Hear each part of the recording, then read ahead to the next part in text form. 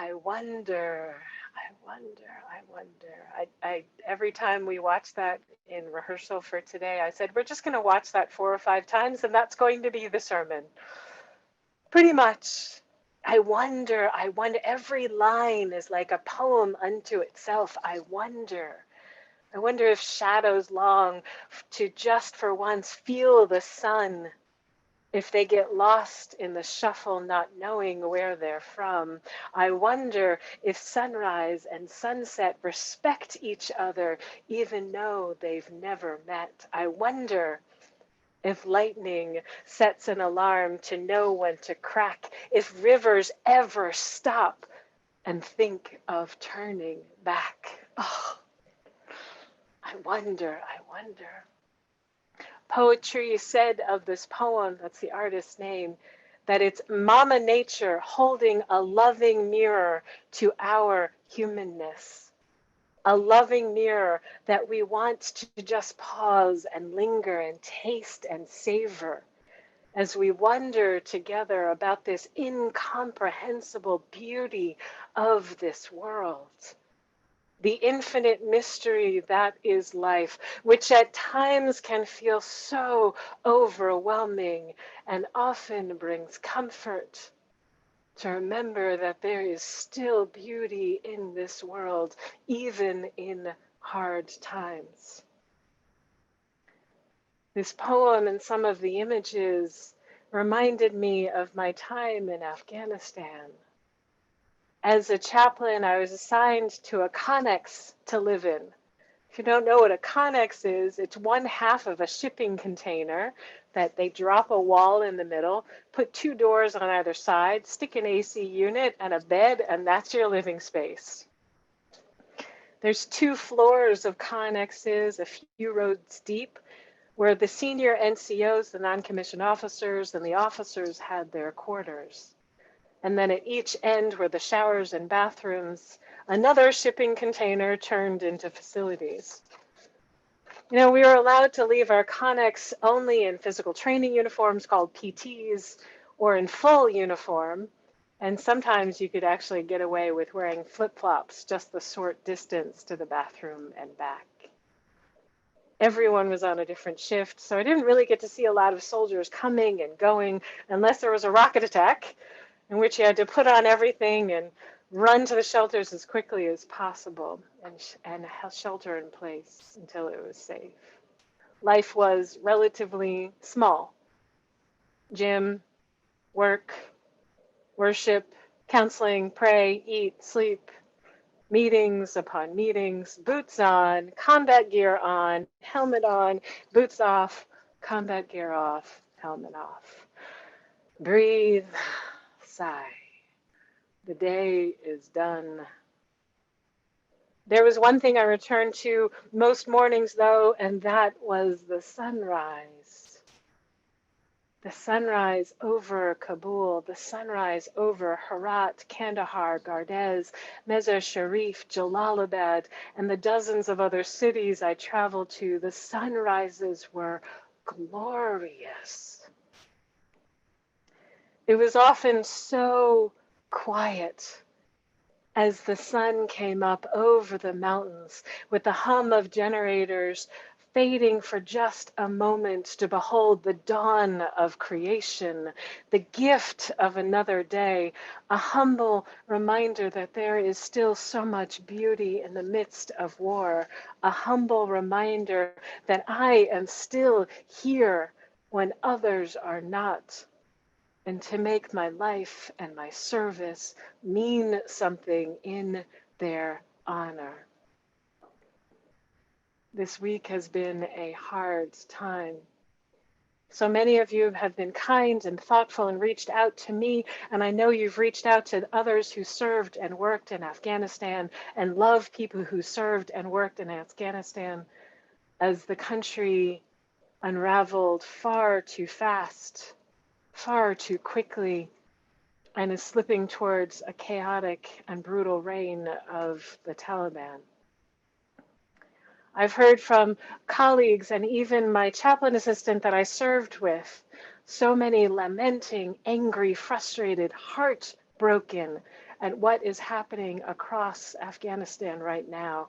We left a part of ourselves there. I left a part of my heart, my soul there. As we mourned friends and colleagues, American coalition and Afghan friends and colleagues, as we witnessed firsthand the loss of life and the cost of waging an ideological and physical war. We are all reeling, watching in horror with rage and grief washing over us. And now the thousands of Afghans who worked with American coalition forces, the NGOs, the aid organizations, the interpreters, the sympathizers, their lives are at risk as the violence escalates and the options for leaving the country are slimming. Their trust in us is dwindling as few planes depart the Afghan airspace. And yet, the hopeful uprising of protests dot the country. Unheard of protests, pushing back, Afghans taking to the streets to proclaim that they won't submit so easily. Their bravery is astounding. So much bravery. I think about the women and girls. When I was there, I was invited to attend a wedding at a local village. And as is custom, the women and girls are on one side and the men are on the other. And there's a picture of me in uniform sitting cross-legged on the ground with women and girls, bright shining faces all around me. I think about them. I think about their bravery. I think about the progress that's been made over the years. I think of Salima Mazari, one of the 3 female district governors in Afghanistan. I think of Zarifa Ghafaria, a champion of women's rights in Afghanistan, who hosted her own radio show and founded an organization to empower other women. I think about the generation of children who were not raised under Taliban rule, with education and expanded access to information and opportunities, giving them hope for a brighter future. And I wonder now if my service was worthwhile, as so many others do as well. I wonder what will happen next to those women and girls, for our partners and our allies. I wonder, will it ever all stop feeling so overwhelming and heartbreaking at times, with too much to do, too much to worry about? I wonder and I cry, where is God in all of this? Where is the intention towards the highest good? Why is there so much suffering as we awake each day? So I breathe.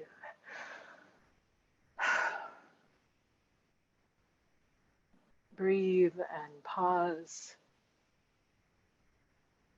I look around and I reflect. And there's a quote I return to on my desk almost each and every day. Suffering is an inherent part of the human condition. How we deal with inevitable suffering is one of the ways we find the meaning in our lives. How we deal with inevitable suffering is one of the ways we find with the meaning of our lives. Or as Reverend Nadia Bowles-Weber, the author of Pastrix and a wonderful speaker, find her TED Talk if you can. As she put it, it's not an issue of values, it's an issue of math. 1, we are still living through a global pandemic, and that means the baseline of anxiety and grief is higher than ever, and it's shared by everyone.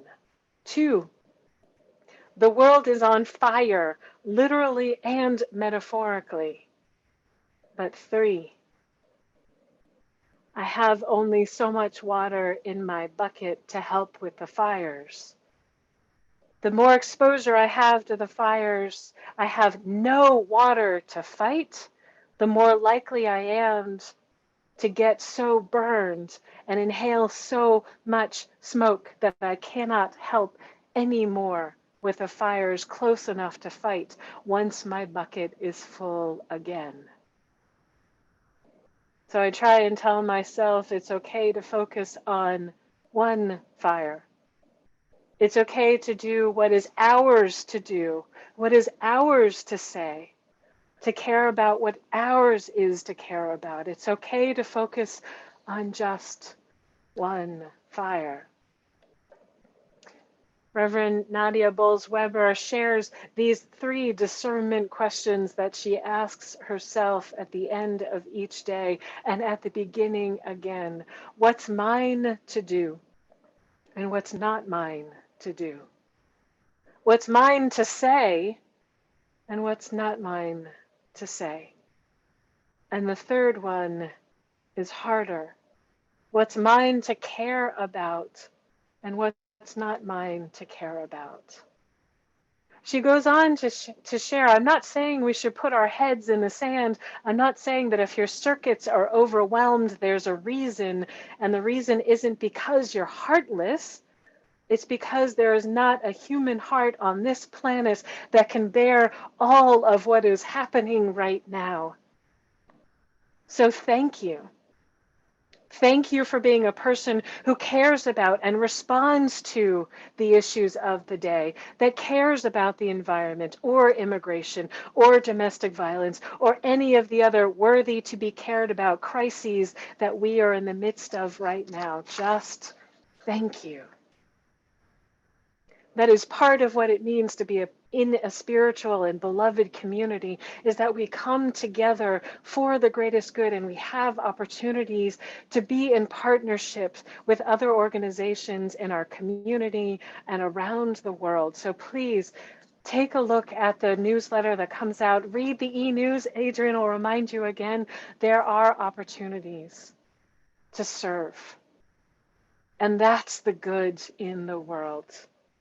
When we connect to the sacred and bring hope and healing to just one moment, or just one cause, or issue, or person, or people, or 2 or 3, not all the time, not to the point of exhaustion and despair, not letting our buckets get so empty and our souls parched, just here, just now, asking the discernment questions that help us know in our bones that it's not an issue of values.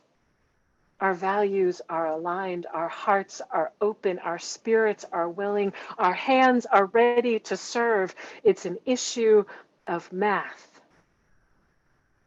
We are finite creations in an infinite universe. That sacred spark of our one wild and precious life is fleeting in an ocean of humanity. And to still be able to wonder at the beauty of the world, to know that beauty and love still thrives in and around us, is also to be human. As Ansel Adams wrote, I believe the world is incomprehensibly beautiful, an endless prospect of magic and wonder. So we wonder. We pause and revel in awe. To be lost in the greater love that holds us all gives us strength and the willingness to keep filling our buckets and to do what we can to ease the suffering of another, to do our part, to remember that we are connected and interconnected, and together we can do even more.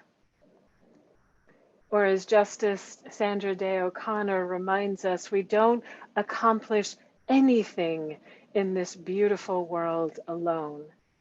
And whatever happens is the result of a whole tapestry of one's life and all the weavings of the individual threads from one to another that creates something beautiful. So here This is a reminder, an invitation to bask in the awe and the beauty as we weave together the tapestry of life in order to fill our buckets to serve the world. Amen. Blessed be, and may it be so.